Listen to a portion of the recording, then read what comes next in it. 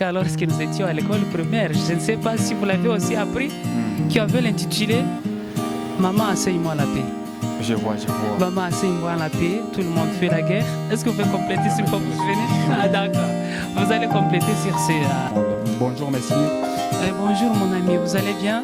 Je me porte Et bien. comment avez-vous vu l'interview que nous avions fait ensemble la fois passée? L'interview de la fois passée, c'est pas à moi de l'apprécier, mais vu ceux qui avaient vu l'interview, ceux qui avaient commenté d'une manière positive, c'est ce qui montre que l'interview s'est bien passée. Ah d'accord, et les gens vous ont recommandé de continuer dans le même rythme. Est-ce que vous êtes d'accord avec moi? Je suis d'accord avec vous et c'est un plaisir pour moi. Et vous êtes prêt pour aujourd'hui de faire de la même sorte? Oui, je suis là. C'est la raison pour laquelle j'ai répondu à l'appel. Je suis présent ici. Vous êtes bien préparé à certaines questions, peut-être qui peuvent vous choquer ou bien difficiles. Ça ne me dérange pas, je suis habitué parce que je suis un analyste et à part être un ambassadeur de la paix, je suis un analyste des questions politiques et comme ça. D'accord, merci d'être d'accord avec moi. Merci beaucoup. Et puis, nous allons essayer d'être brefs. Vous savez bien que les gens aiment des trucs qui sont brefs. Quand on est là, on ne s'écoute pas. Tout à fait. Et puis, on passe immédiatement à la question. Et si une fois je vous pose des questions, vous allez essayer d'être bref à répondre à toutes les questions que vous serez posées. Ça va. Peut-on avoir la paix sans tolérance entre le peuple? La paix sans tolérance pour moi n'existe pas parce que tu ne peux pas avoir la paix à quelqu'un qui a un conflit avec dans ton cœur. C'est-à-dire nous devons d'abord résoudre des conflits que nous avons et puis nous nous préparons pour la paix. Tout à fait. Ouais. Et puis, les conflits sont-ils parfois nécessaires pour atteindre une paix durable? Les conflits n'ont jamais été nécessaires pour atteindre des solutions durables par rapport à la paix. Au contraire, les dialogues, quand vous constatez qu'entre vous, il y a une mésentente, il y a quelque chose qui ne va pas, il faut qu'il y ait d'abord un dialogue entre vous pour chercher à résoudre les problèmes que vous avez en dialoguant. Parce qu'on a toujours dit que le dialogue est parmi les remèdes pour trouver la solution à des conflits auxquels nous faisons face. C'est-à-dire pour préparer la paix, nous devons tout d'abord ignorer tout ce qui nous sépare et être prêt à approcher la paix dans nos cœurs. C'est qui, tout à fait. Et puis, l'éducation est-elle le meilleur moyen de construire la paix?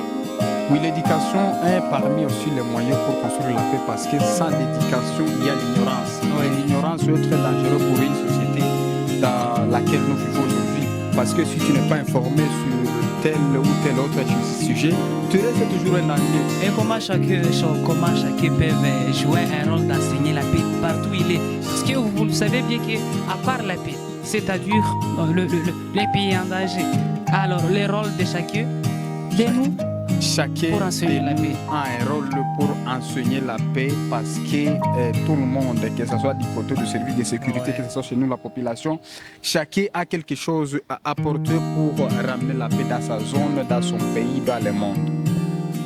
Sur ce sujet, ça me rappelle un texte que nous avions pris car lorsque nous étions à l'école primaire. Je ne sais pas si vous l'avez aussi appris, qui avait l'intitulé Maman, enseigne-moi la paix. Je vois. Maman, enseigne-moi la paix, tout le monde fait la guerre. Est-ce que vous pouvez compléter s'il faut vous venez? Ah d'accord. Vous allez compléter sur ce peut-être à la prochaine. Et puis, les lois et sanctions suffisent-elles à maintenir la paix? Les lois et les sanctions, vous savez, il y a des lois, le pays a la constitution, il y a des lois à ne pas franchir. Si vous arrivez à les violer, il y a une punition vous réservez. Quand on vous dit que vous devez respecter telle ou telle autre personne, si vous ne le respectez pas, il y a une sanction qui vous attend. Donc, ce sont ces lois-là qui doivent être là comme des garde-fous dans la société. Merci, parce que vous savez bien qu'en temps de crise, la plupart des gens commettent des erreurs. Et ici, on débat sur le fait que la paix peut être revenue. Alors, vous voyez nécessaire que des sanctions peuvent être nécessaires pour établir cette paix? Donc, il faut d'abord savoir la cause qui a poussé la personne à agir d'une manière ou d'une autre. Et si une fois la personne a raison d'agir de la sorte, c'est à vous de vous reprocher de ce que vous avez fait. Mais si la personne a tort dans tout ce qu'il a fait, il aura une sanction qui lui est réservée. Et parce que derrière chaque action de l'homme, chaque réaction de l'homme, il y a une action. Derrière chaque action de l'homme, il y a une réaction. Parce qu'aujourd'hui, on peut parler, on est avec toi ici au micro. Si quelqu'un viendra me dire, tu as débordé tête, non, je vais me défendre. Si une fois ma défense ne tient pas, je serai coupable. Mais si ma défense tient, je ne serai pas coupable. C'est-à-dire chacun doit être sanctionné selon l'erreur qu'il avait fait. Tout à fait. Et puis les médias de-t-il ou nuisent-ils à la construction de la paix? Les médias contribuent de part et d'autre. Parce que tu peux lancer un message aujourd'hui, tant que le message reste sur les réseaux sociaux, quelqu'un qui viendra n'y a pas à l'instruction contraire, il va faire ce que tu avais dit. Ce qui fait, c'est qu'aujourd'hui, si quelqu'un, aujourd'hui, je me réveille, je lance un message disant, faisons ceci contre celui-ci. Il y a ceux-là qui vont me soutenir sans réfléchir, mais si tu as l'éducation, tu ne vas pas t'exprimer, tu vas te dire dans la tête, non, il y a des choses que j'avais appris ceci.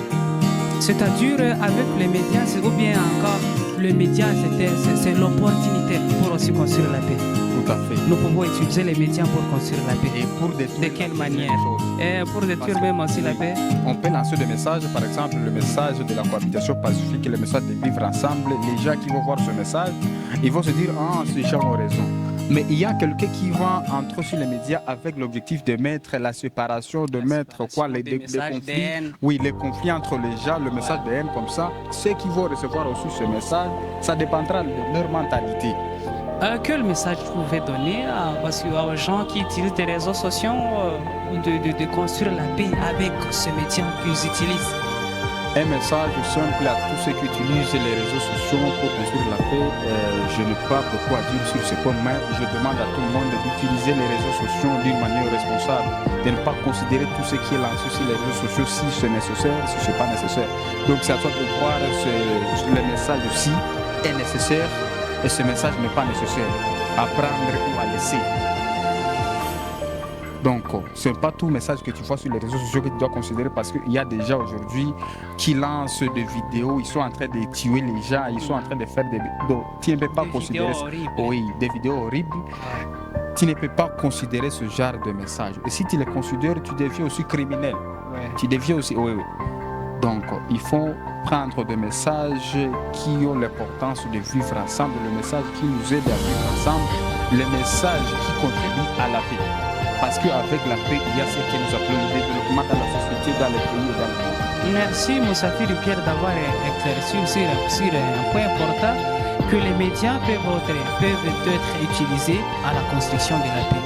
Alors, on peut souhaiter à la jeunesse, surtout à la jeunesse des Comores, qui ont vécu des moments tellement difficiles, d'utiliser des médias, des réseaux sociaux à la construction de la paix. C'est encore possible, comme vous venez de le dire. C'est encore possible. Et comment le faire que les réseaux sociaux, quels sont les réseaux sociaux auxquels on peut transmettre les messages de la construction? Il y a des réseaux sociaux, il y a X, il y a Instagram, il y a Facebook, il y a WhatsApp et ainsi de suite. Il y a YouTube aussi, il y a des vidéos comme celles que nous sommes en train de faire à cette heure. Donc les gens qui vont voir ce genre de vidéos, ils doivent voir est-ce que ces gens sont intelligents, ces gens ont réfléchi avant de le faire.